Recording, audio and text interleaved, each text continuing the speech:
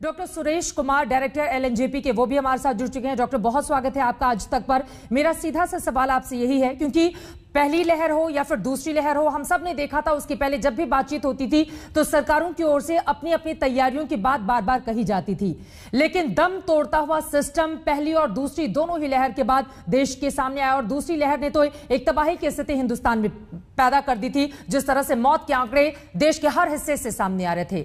ऐसे में ओमिक्रॉन कितना बड़ा खतरा है, इससे बचने की क्या उपाय, जो आम लोग हैं जो अपने घर पर बैठकर आपको सुन रहे हैं, उनको किस तरह की सलाह आप देना चाहेंगे? क्या एडवाइस होगी आपकी, ताकि कम से कम तीसरी लहर के उस खतरनाक प्रकोप को आने से हम सब रोक सकें? क्या करना होगा इसके लिए? चित्रा जी, सबसे पहले तो मैं आपको बधाई देना चाहता हूं कि आपने बहुत बड़ा पब्लिक अवेयरनेस प्रोग्राम आज आयोजित किया है। लोकनायक में 25,000 पेशेंट एडमिट हुए पहली वेव और दूसरी वेव के दौरान, और ज्यादातर पेशेंट्स यहाँ से ठीक होके गए। हमने पिछली बार भी यूके वेरिएंट, साउथ अफ्रीका और ब्राजील स्ट्रेन के लिए हमारा नोडल हॉस्पिटल था, वहां पे सारे के सारे स्वस्थ होके गए, एक भी डेथ नहीं हुई। इस बार भी हमें जिम्मेवारी मिली है कि ओमिक्रॉन के जो केसेज हैं वो हमारे यहाँ पे आइसोलेशन वार्ड है, ट्रीटमेंट फैसिलिटी है, और आईसीयू बेड्स की भी हमने ओमिक्रॉन के लिए व्यवस्था की है। जैसे कि आप जानते हैं कि ओमिक्रॉन 30 से ज्यादा कंट्रीज में फैल गया और वेरिएंट ऑफ कंसर्न है। इसमें सबसे महत्वपूर्ण बात यह कि इसमें पैनिक मोड में ना आए, तो ज्यादा अफवाहों पे ध्यान नहीं दें, क्योंकि ये जो वायरस है बहुत ही हल्के लक्षण उत्पन्न करता है। बहुत ज्यादा मोर्टिलिटी है, बहुत ज्यादा डेथ है, बहुत ज्यादा आईसीयू का रिक्वायरमेंट इस वेरिएंट में नहीं हो रहा है, जैसा कि साउथ अफ्रीका केसेस से और डब्ल्यूएचओ का अभी तक का जो इस वेरिएंट के बारे में जानकारी उपलब्ध है। क्योंकि नया वेरिएंट है तो सीमित जानकारी अभी तक है। और दिल्ली में क्योंकि बहुत अभी तो एक ही केस दिल्ली में रिपोर्ट हुआ है और बाकी स्टेटों से भी कुछ ही केस रिपोर्ट हुए हैं, और राजस्थान में 9, महाराष्ट्र में 8, कई जगहों पर इसके ज्यादा केस मिले हैं।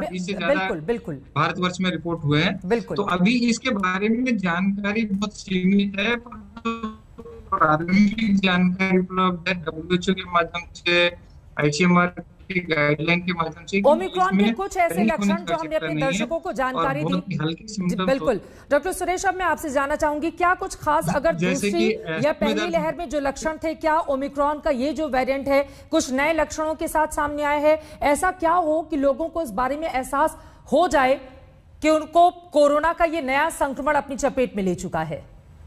यदि किसी भी व्यक्ति के गले में दर्द है, सिर में दर्द है, हल्का बुखार है, बहुत ज्यादा बदन में दर्द है, या बहुत ज्यादा उसको थकान होती है, एक्सट्रीम वीकनेस है, तो टेस्ट कराना चाहिए। जैसे कि हमने देखा है कि ज्यादातर जो पेशेंट्स हैं वो हैं जो कि अफेक्टेड नेशन से, जहाँ पर जैसे साउथ अफ्रीका है, यूरोप है, इंग्लैंड है, नीदरलैंड है, फ्रांस है, वहां से आ रहे हैं। तो ये अभी तक ये विदेश में ज्यादा है, अभी भारतवर्ष में अभी बहुत कम मामले हैं, और अभी हमें ज्यादा जागरूक होने की आवश्यकता है। यदि किसी ने इंटरनेशनल ट्रैवल किया है, उसको सिम्टम्स हैं, तो निश्चित रूप से उसको टेस्ट कराना चाहिए।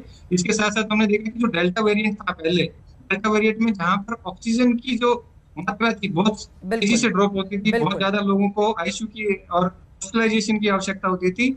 इस वेरिएंट में ऐसा नहीं है, बहुत कम लोगों को आईसीयू बेड्स का या बहुत जो सीरियसनेस है इसमें, जो कि बहुत ज्यादा कॉम्प्लिकेशन है, रेस्पिरेटरी फेलियर है, रेस्पिरेटरी सिम्टम्स बहुत कम है, जैसे खांसी है और सांस का फूलना है, वो इस वेरिएंट में कम देखा गया।